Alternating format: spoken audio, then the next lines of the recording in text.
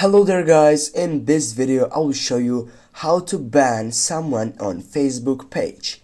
Firstly, you need to open the Facebook page and then you'll have the option on your right upper side for a settings button.